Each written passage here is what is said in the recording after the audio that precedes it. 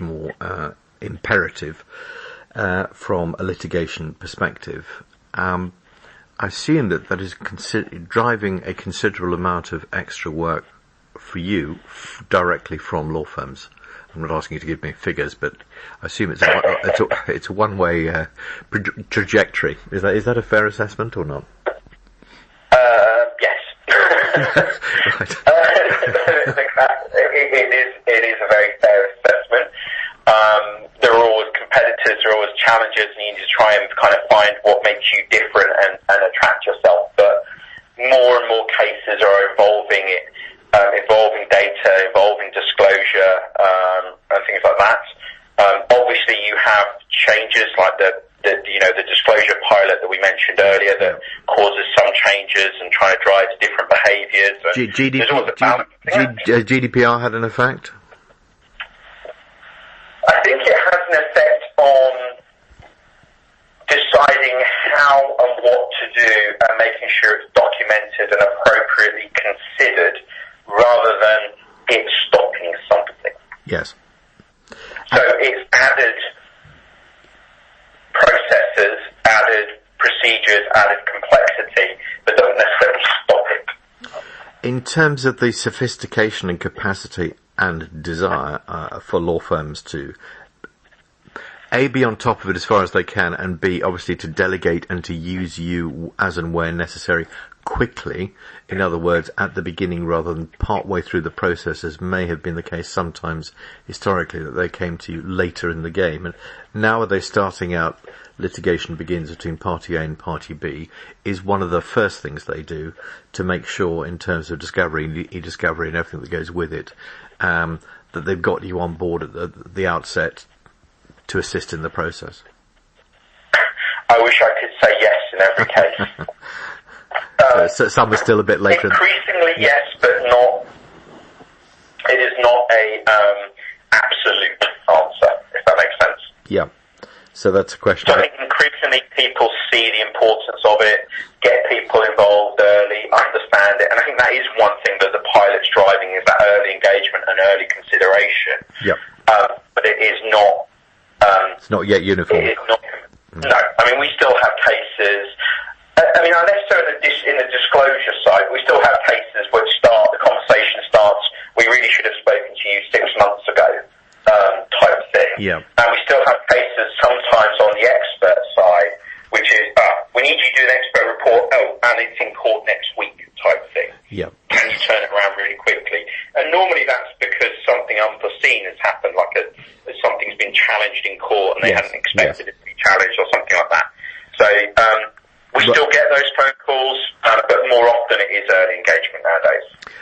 Allowing you to do a bit of a sales pitch, if I may, you mentioned, obviously it's a competitive business, and I'm aware there are other major competitors in the same market.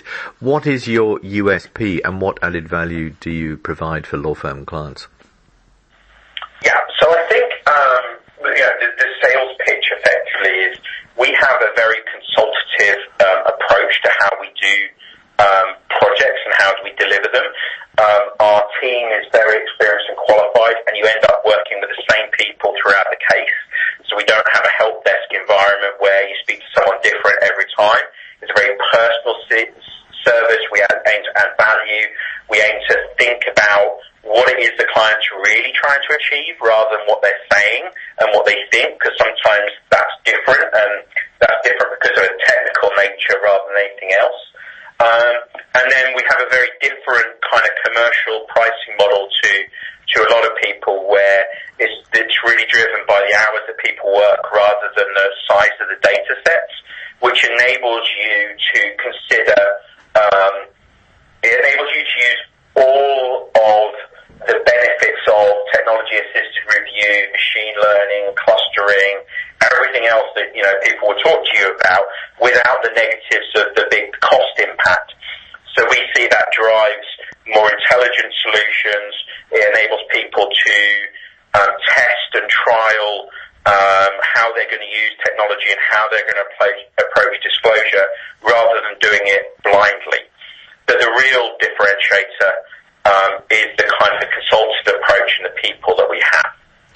I assume in terms of your clients, the law firm partners you deal with, there is a spectrum from the highly technically capable to the, if not quite technophobe, then certainly the technologically semi-literate, if I can use that phrase.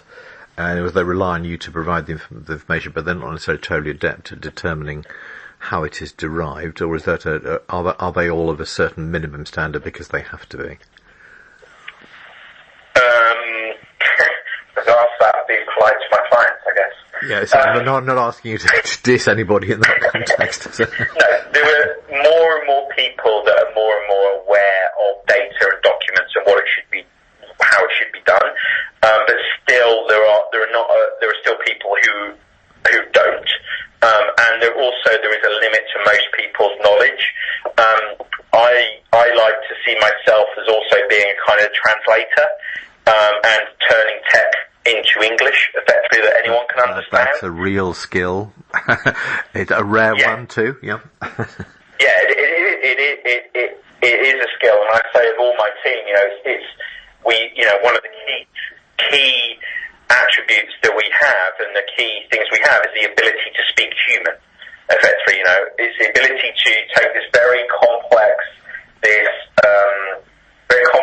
technical thing that's happening and be able to explain it in a way that anyone can understand. And that can be quite complex when there are nefarious things happening with data and it's moving and dates and times and God knows what else. So it is a skill in its own right. If I can ask finally, put the crystal ball on the table and look ahead a year or two. I'm not asking you 5 or 10 because clearly technology is moving at such a pace that that's too far even to consider. But in the development of machine learning, AI, and all of the multiple systems that there are in terms of e-discovery, what do you anticipate the trend to be, say, next year and the year after? What do I expect the trend to be? I would say, in terms of the specific question around AI and machine learning and the trends, I think it will get used more and more. I don't think it will, not in that sort of time frame, and maybe not ever, replace humans in making the real decisions on critical documents.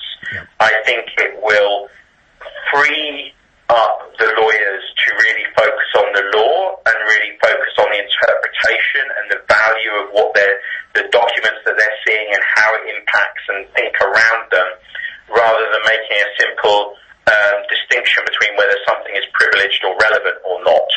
So I think it will aid lawyers in adding more value to their clients, and I think it will become more routine in what we do. And the more data you process and the more data that looks at, the better these algorithms and systems will be. I think it is one that is kind of evolutionary rather than a seismic change coming up. If I'm not mixing metaphors, I don't know. But I think it's a continuous kind of improvement and will continue to make inroads in. And as I said, I don't see it replacing humans, but making what they do more relevant, more value-added, and more interesting. It's gradual and incremental rather than step changes of a sizable nature. In terms of just, forgive me, this is a slight side issue, but nevertheless relevant, all of the multiple AI systems that there are that people are using, iManage, Raven, Luminance, etc., etc., they seem, from my understanding of it, to try and do the same thing slightly differently, but they ultimately all do the same kind of thing. Is that correct? And do you use multiple systems? There are different systems that, how do I say this? Broadly speaking, they do the same sort of thing, but they are better at some tools are better at specific scenarios than others. So yes, we use multiple tools to make sure we're using the right tool for the right job, rather than trying to use the same shape spanner or hammer to deal with every task. And do you anticipate at some point, with all these multiple, and there are many, many different systems and subsystems, that there'll be some standardization, effectively, like a Microsoft operating platform has emerged for PCs and so on. Do you see that happening in e-discovery generally? There will end up being one or possibly, one or two or three, but